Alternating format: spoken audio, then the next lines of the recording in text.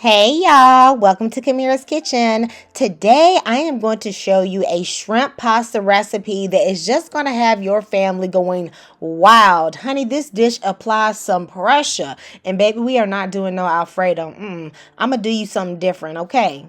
So first I'm going to start by boiling some penne pasta 3 minutes undercooked. That's very important because we are going to be adding it and cooking it in the sauce later. Now I have 1 pound of shrimp, and onto this I'm going to be adding some hot Jamaican jerk curry powder. It is really hard to find this specific blend, so any Jamaican curry blend is going to work, and maybe just add a little bit of jerk seasoning. Then I'm going to add some lemon pepper as well as an all-purpose seasoning that's a combination of paprika, salt, pepper, and garlic powder. And then I'm going to mix this until it is well coated. You don't have to go too heavy with the seasoning on the shrimp because you will be adding some more additional spices later. I know someone's going to ask why I left the tails on those shrimp, and honestly, it is just for presentation purposes. Honey, I'm a food blogger. I got to make it look good, so I just like to leave the tails on, but of course, you can pop them right off.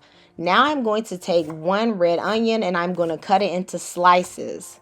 I'm also going to be prepping some sweet mini bell peppers and cutting those in the slices as well. You want to use a variety of colors because that color is really going to make your pasta dish pop.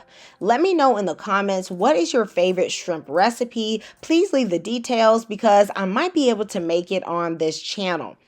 I am going to remove about 1/4 of a cup of the pasta water and place that to the side. Then I'm going to drain my pasta and I'm going to rinse it with cool water. Remember, this pasta is 3 minutes undercooked, so of course it's still going to have a bite to it. But if you cook it in that sauce, it's really going to absorb the curry flavors that you're going to be adding. Do you guys love my yellow cast iron skillet? I have just been loving this enamel cast iron, but I feel like I've been cheating on Sister Mabel. Y'all know my OG cast iron skillet. Into my cast iron skillet, I'm going to be adding about 1/2 tablespoon of curry powder, and I'm going to toast this on a medium low until it's nice and fragrant. Then I'm going to throw in some of that butter, baby. Okay, that butter is going to add a great flavor to this dish, but the coconut oil is going to make sure that butter does not burn. You're going to need to toast this for about 45 seconds, maybe a minute, depending on how high you have your heat up.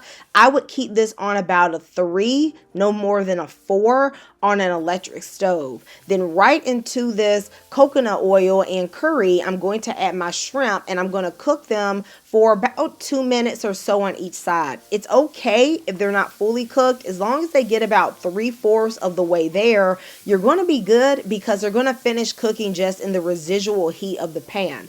The shrimp will pick up some of the spices from the bottom of the pan, but that is okay because once you mix the shrimp in, it's going to add all that flavor straight back into the pasta. Then I'm going to take out my shrimp and I'm going to make sure I turn my heat down to about a 3, maybe a 2, so that I don't burn whatever curry is at the bottom of the skillet. Then I'm going to put in my vegetables. I'm adding in my onions, my peppers, and that pasta water so that I can get the curry from the bottom of the skillet. I do not want it to burn because when the spices burn, they add a bitter flavor.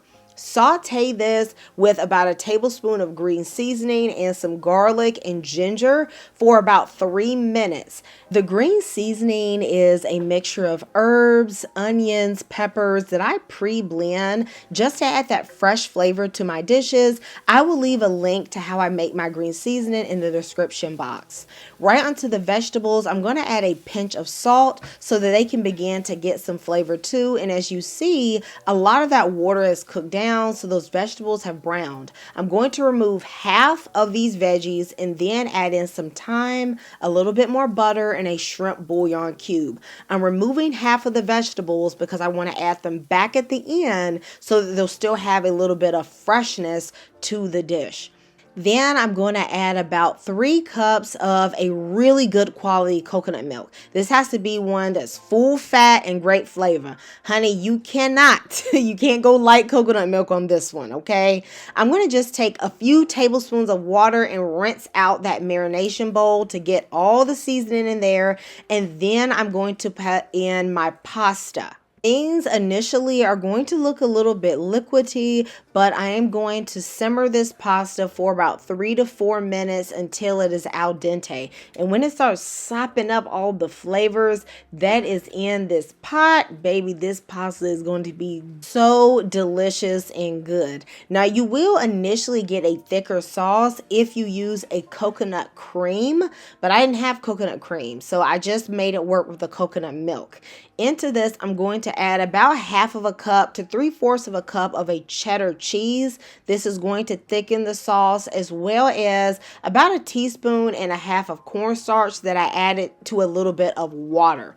I'm going to allow this to simmer with the lid off until the sauce thickens up. That'll take about a minute or two. Then I'll put in those veggies and I will add the shrimp. Reserve just a couple shrimp to put on top, just so people know what they getting when it's on the plate. You know, some people got their shellfish allergies, and baby, shellfish allergies need not apply for this dish. All right.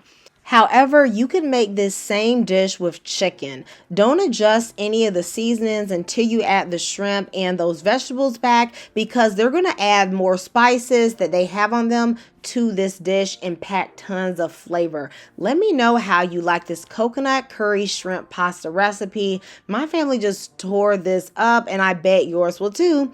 I'll see you next time at Kamira's Kitchen. Goodbye and God bless.